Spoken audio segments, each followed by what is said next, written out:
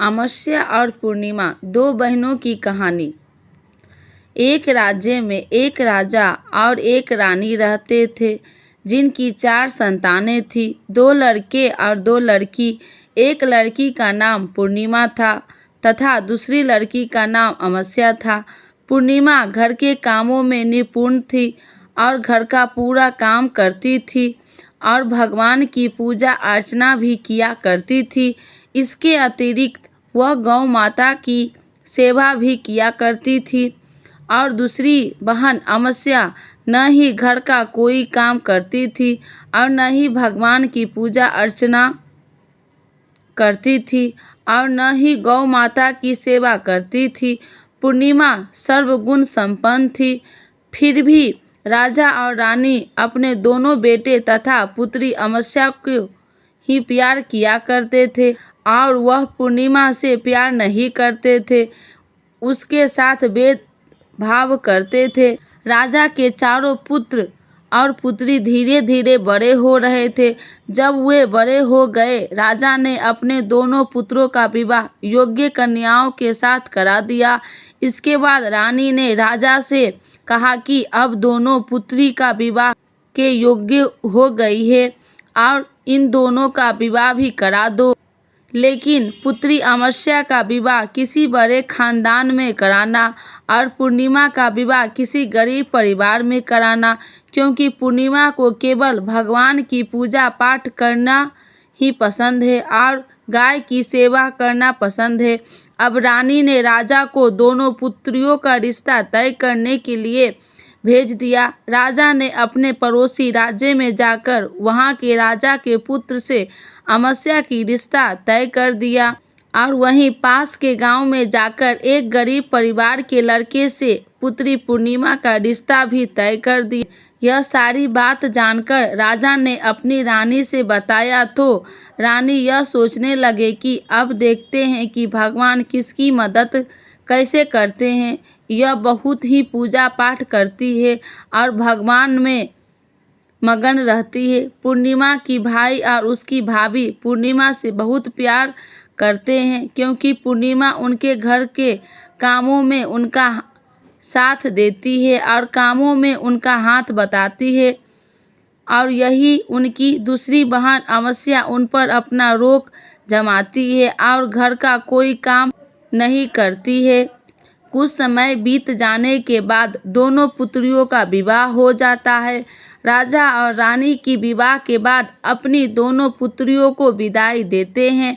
विदाई देते समय राजा और रानी पुत्री अमावस्या को बहुत सारा धन दौलत देकर विदा करते हैं और पूर्णिमा को भी कुछ भी नहीं देते हैं, खाली हाथ अपने घर से विदा करते हैं।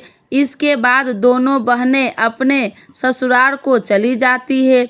कुछ दिन बीत जाते हैं और एक दिन अमावस्या अपने घर पर शिव जी की कथा रखती है, जिसमें वह सभी गांव वाले को निमंत्रण देती है और अपनी बहन पूर्णिमा को नहीं बुलाती। जब गांव की सभी औरतें अमावस्या के यहाँ जाती तो यहाँ सब दृश्य पूर्णिमा अपने घर के दरवाजे पर बाहर बैठकर देख रही होती है।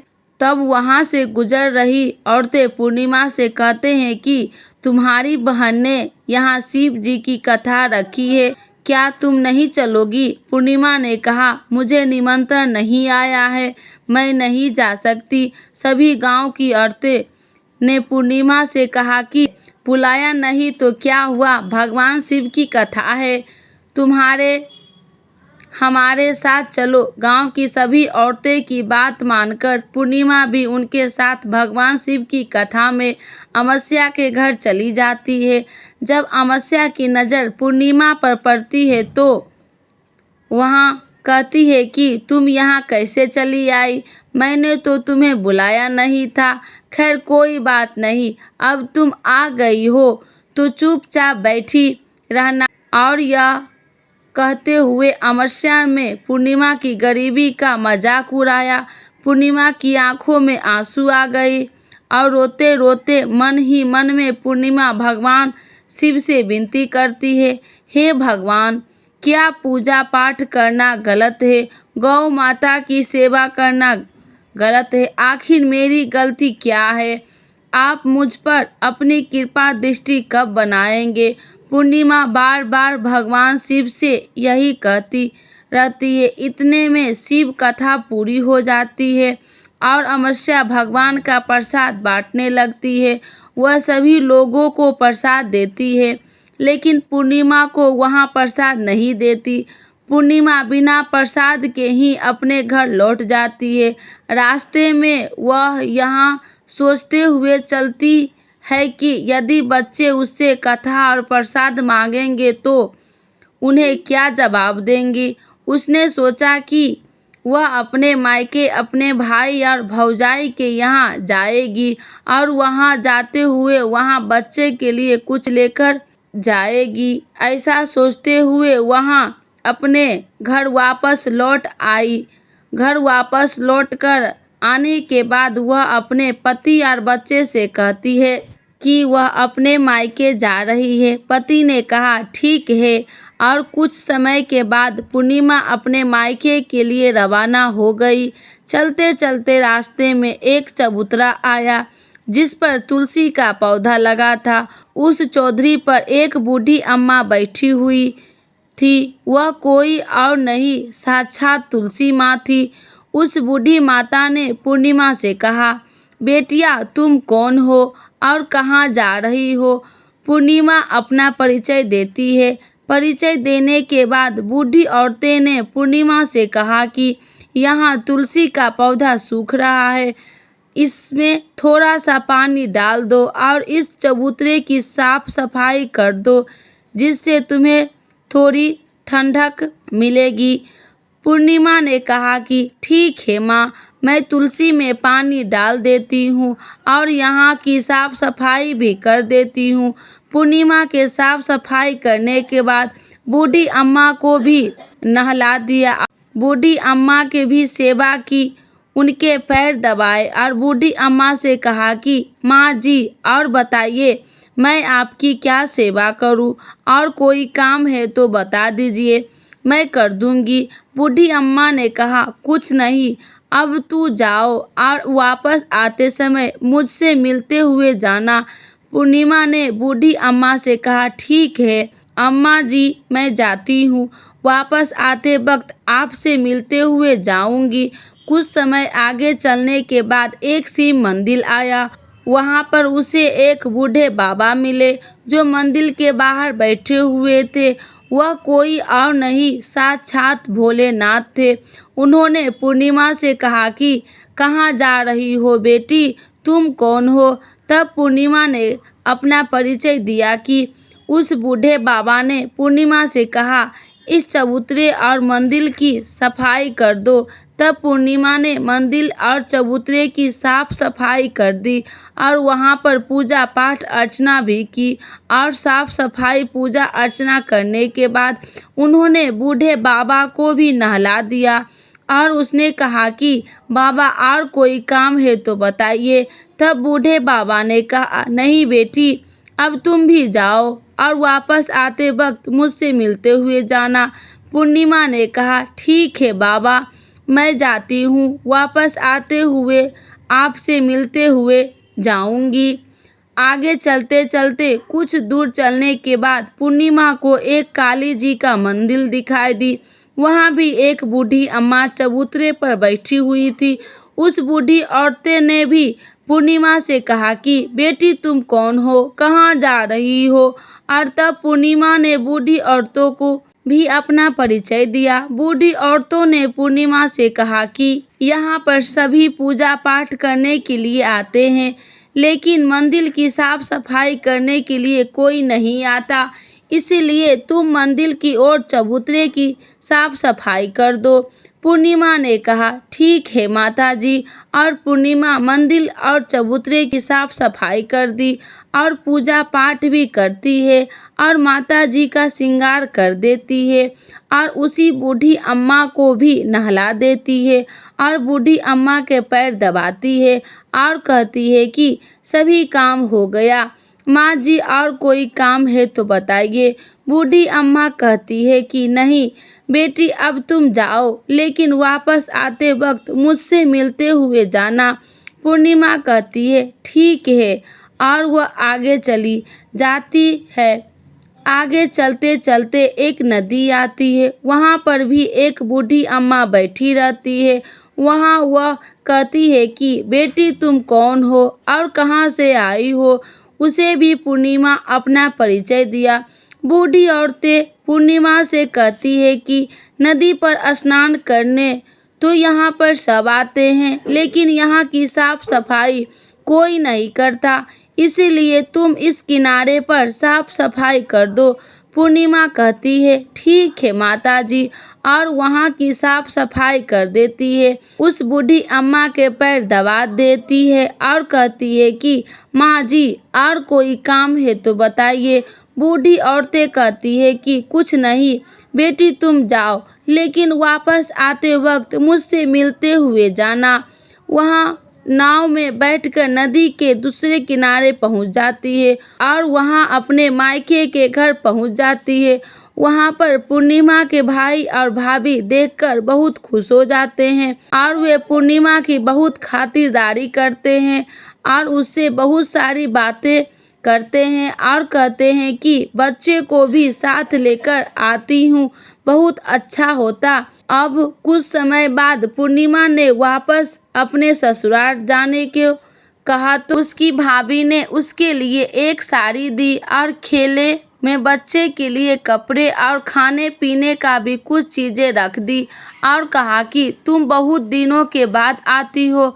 और पूर्णिमा की भाभी ने यह थैला पूर्णिमा के हाथ में दे दिया और कहा कि जाओ जल्दी वापस आना। इसके बाद पूर्णिमा वहां से अपने ससुराल के लिए रवाना हो गई और उसी नदी के किनारे पहुंची और नाव में बैठकर दूसरे किनारे पर उतर गई। वहां पर उतरने के बाद वहां पर उसे वही बूढ़ी अम्मा मिली जो साक्षात गंगा मैया थी।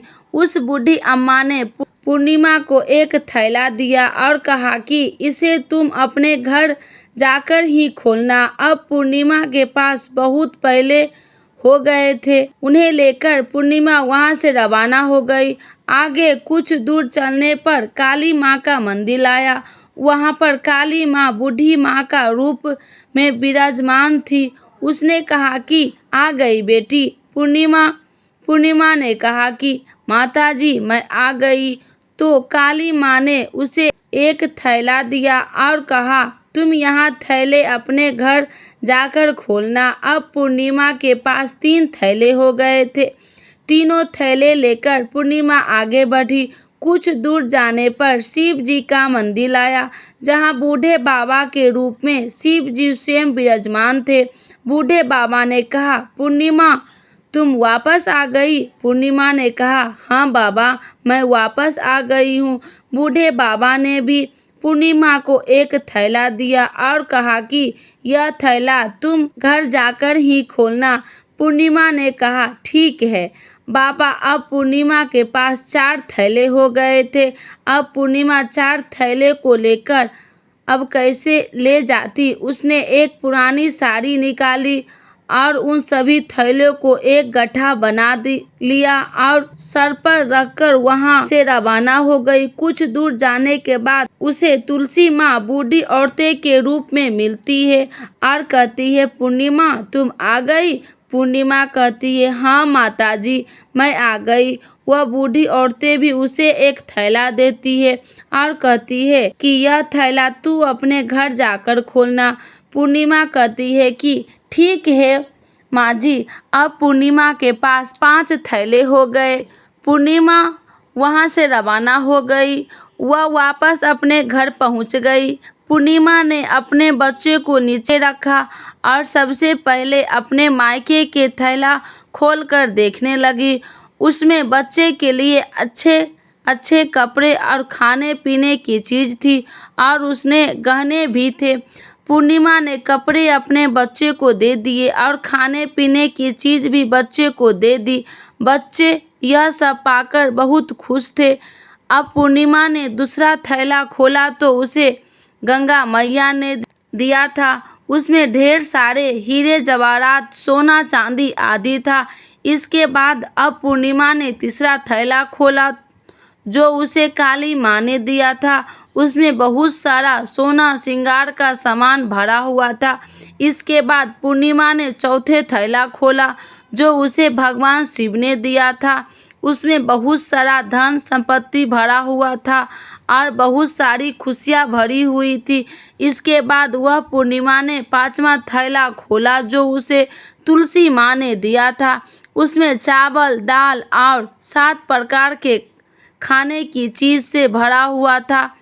अब पूर्णिमा के घर में किसी चीज़ की कमी नहीं थी। उसका घर धन धान्य से भरा हुआ था और परिपूर्ण था। अब पूर्णिमा और उसका परिवार सुख में जीवन व्यतीत करने लगा। अब पूर्णिमा के मन में विचार आया कि क्यों न शिव जी की कथा कराई जाए और शिव जी की कथा में एक कार्यक्रम रखा। पूर्णिमा ने गांव के सभी लोगों को निमंत्रण दिया और घर घर जाकर सभी लोगों को बुलाया। पूर्णिमा अपनी बहन अमावस्या के घर भी गई और अमावस्या को शिव जी की कथा के उसने अपने घर पर बुलाया। जब अमावस्या पूर्णिमा के घर शिव जी की कथा में आई तो उसने देखा कि पूर्णिमा के घर में किसी भी चीज़ की कोई कमी नहीं है। इतना सारा धन दौलत देखकर अमावस्या आश्चर्यचकित हो गई। उसने पूर्णिमा से कहा कि तुम्हारे घर में इतना धन और दौलत कहाँ से आई? पूर्णिमा ने कहा, देखो बहन, तुमने शिव जी की कथा में मुझे नहीं बुलाया था, फिर भी मैं चली आई। तुमने मुझे प्रसाद तक नहीं दिया और मेरी गरीबी का मजाक भी उड़ाया। इसके बाद मैं अपने घर आ गई। घर आते हुए मन की मन सोच रही थी कि अपने मायके जाऊंगी और मैं अपने मायके चली गई। जो कुछ घटना उसके बीच हुई वह सभी घटना अपनी बहन अमावस्या को बता देती है। तो अमावस्या कहती है कि तुम भी मुझे प्रसाद मत दो, मैं मुझे डांट लो। लेकिन पूर्णिमा ने कहा कि यह तो भगवान का प्रसाद है, मैं तो सबको दूंगी और तुम्हें भी दूंगी। फिर भी अमावस्या ने प्रसाद नहीं लिया और वह सीधे अपने घर चली गई। घर जाकर अपने बच्चे से कहकर वह अपने मायके जाने के लिए तैयार हो गई और मायके के लिए निकल गई। उसने भी रास्ते में चलते चलते तुलसी माँ मिली जो चबूतरे पर बूढ़ी माँ के रूप में बैठी हुई थी। बूढ़ी माँ ने अमावस्या से कहा कि बेटी तुम कौन हो और कहाँ जा रही हो? अमावस्या ने अपना परिचय दिया। बूढ़ी माँ ने कहा, बेटी यह तुलसी का पौधा है, सूख रहा है, इसमें थोड़ा सा पानी डाल दो और इस चबूतरे की साफ सफाई कर दो। इस पर अमावस्या ने कहा, बूढ़ी तुझे दिखाई नहीं दे रहा है कि मैं इतनी महंगी साड़ी पे? वहाँ से आगे चली गई। आगे जाने पर उसे भगवान शिव मिले जिसे भी उसने ऐसा ही कहा। जिसके बाद आगे जाने पर उसे काली माँ मिली, इससे भी उसने यही सारी बात कही। आगे जाने पर उसे गंगा माँ मिले जिसे भी उसने यही सब कहा और आगे चली गई। इसके बाद अमावस्या जब नाव में बैठने लगी तो उसे गांव में फूलों की जगह कांटे भर गए जो उसके पैर में चुभ रहे थे। किनार पर उतरकर वहां अपने मायके चली गई। वहां उसे कई भाभी ने तथा भाइयों ने देखा तो मन ही मन कहने लगे कि काम की न काज की, 2.5 मन अनाज की अब आ गई हो तो ठीक है। पूर्णिमा तो हमारे कामों में हाथ बटाती थी, यह कोई काम करेगी तो नहीं। अब उन्होंने खाना बनाया और खा पीकर सभी सो गए। अमावस्या जब सुबह उठी और अपनी भाभीयों से कहा कि मैं अपने ससुराल जा रही हूँ। उन्होंने कहा कि ठीक है जाओ। अमावस्या बोली, पूर्णिमा को तो तुमने एक थैला दिया था और मुझे भी नहीं दोगी क्या?